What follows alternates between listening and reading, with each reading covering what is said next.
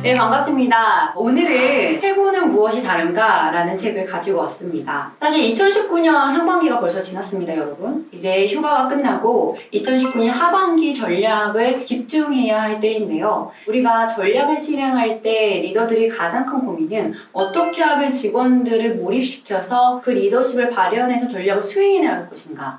굉장히 중요한 이슈죠. 사실 이 책은 리더들을 위한 팀장급 이상이라면 읽어봐야 할 책이라고 생각합니다. 지금 현재 경제경영 도서의 베스트셀러로 올라가 있는데요. 빌 조지라는 저자가 지은 책입니다. 빌 조지는 실제로 세계 최대의 의료기기 CEO이자 하버드대에서 경영학을 가르치고 있는 교수이기도 합니다.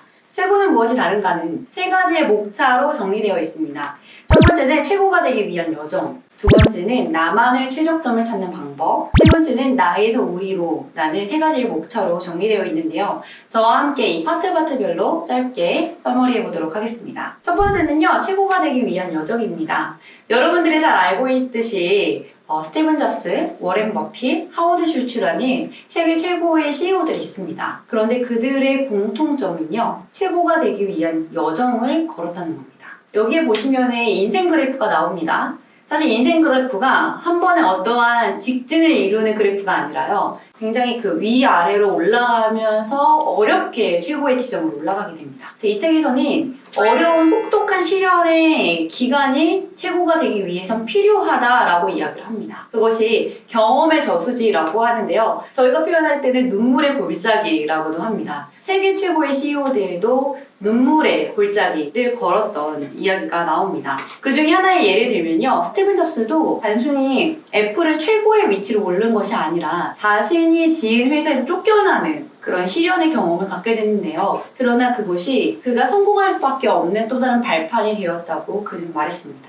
혹시 여러분은 지금 어떠한 상황에 있습니까? 지금의 이 상황이 경험의 저수지, 눈물의 골짜기에 있으시다면 그것은 최고로 가기 위한 여정의 또 발판이 되고 있다는 점 놓치지 마시고요. 최고로 가는 여정 가운데 겪는 시련을 이기기 위해서 이 책에서는 나만의 최적점을 찾으려고 합니다. 최적점이라고 했을 때는 자신의 능력을 극대화하는 지점을 의미하는데요. 이 책에서는 자신만의 최적점을 찾기 위해서 두 가지의 영역을 나눠서 이야기합니다. 첫 번째는 성취 동기입니다.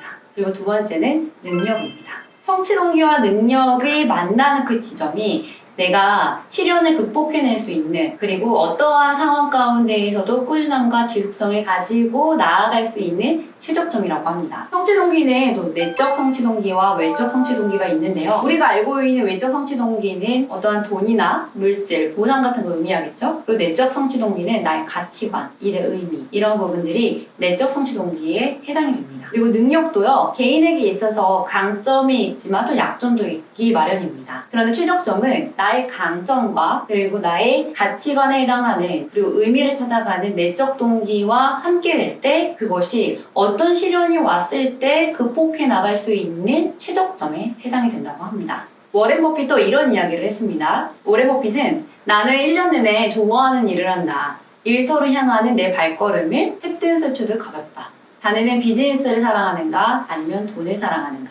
어떻습니까, 여러분? 여러분들의 비즈니스의 목적이 돈이 아니라 내가 무엇을 위해서 가는가? 그것이 나만의 최적점을 찾는 첫 번째 질문인 것 같습니다. 최고는 무엇이 다른가? 마지막 3부는 나에서 우리라는 목차에 해당이 됩니다. 이 책에서는 리더십의 정의를 이렇게 이야기합니다. 리더십은 타인의 마음을 끌어모으고 그들로 하여금 최선의 결과를 산출하도록 만드는 능력이다. 어떻습니까? 리더는 영웅이 아니라 사람을 통해서, 그리고 사람을 성장시켜서 그와 함께하는 것이 리더십의 능력이라고 이야기합니다.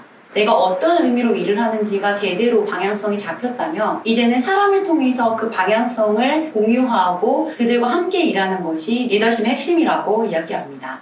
사실 그 스타벅스의 하워드 슐츠도 그 전 세계 매장을 갖고 있지만 직접 매장에 방문해서 고객들을 상대하고 그리고 커피를 제조하면서 직원들과 함께 일하는 것을 여전히 지금도 하고 있다고 합니다. 어떻게 보면은 세계 최고의 기업의 대표, CEO인데 그럼에도 불구하고 어떠한 매장에 직원들과 함께 자신의 가치관을 공유하면서 일한다는 것이 대단하지 않습니까? 이처럼 리더라며 자신이 가지고 있는 가치관과 그리고 일의 의미를 계속해서 멤버들과 공유하고, 그리고 그것이 나로서 끝나는 것이 아니라 우리가 지향하는, 그리고 우리 조직이 지향하는, 우리 팀이 지향하는 그 방향성에 맞게 이끌어주는 것도 리더의 마지막 자질인 것 같습니다. 이 책에서는 비즈니스 전략을 실현하기 위해서는 리더가 목적을 분명히 하고 조직 구성원 전체와 이를 공유하는 것이 필수라고 합니다. 혹시 팀장님 또는 우리 경영자 여러분들은 계속해서 우리 멤버들에게 내가 가고자 하는 목적과 방향성을 공유하고 있습니까? 리더로서 사실 직원들이 함께 몰입해주고 또 우리가 흔들고 있는, 우리가 들고 있는 깃발에 동의하면서 같이 가기를 원합니다. 그런데 반대로 그렇게 하기 위해서 리더인 나는 어떻게 해야 될까를 먼저 고민해보는 것이 중요하지 않을까요? 내가 그 목표를 달성해야 될 이유, 그리고 그 비즈니스 전략을 정말 실행하길 원한다면 그 목적과 방향성에 대해서 먼저 구성원들과 나누고 그것에 있어서 충분히 맥락을 소통하면서 그 결과물을 얻어내시기를 기대합니다. 이 책을 읽으면서 워렌 버핏이 한 말이 하나 기억이 나는데요. 문장을 공유하고 마치도록 하겠습니다. 리더가 되기 전에 좋은 사람이 되라. 좋아하는 사람과 함께하라. 당신이 그들을 좋아하면 그들도 당신을 따를 것이다. 리더의 길은 쉽지 않지만 사람의 진정성은 누구에게나 통한다고 생각합니다. 최고의 리더들처럼 내가 그러한 개성과 리더십을 갖추지 않더라도 나만의 개성 있는 리더십을 찾아서 그것이 진정성 있게 현장에서 풀어진다면 누구보다 직원들이 그것을 느끼고 따를 것이라고 생각합니다. 정말 여러분들의 리더십이 현장에서 잘 발현되어서 얻고자 하는 조직의 방향성과 목표를 실현하는 하반기가 되시기를 기대합니다. 감사합니다.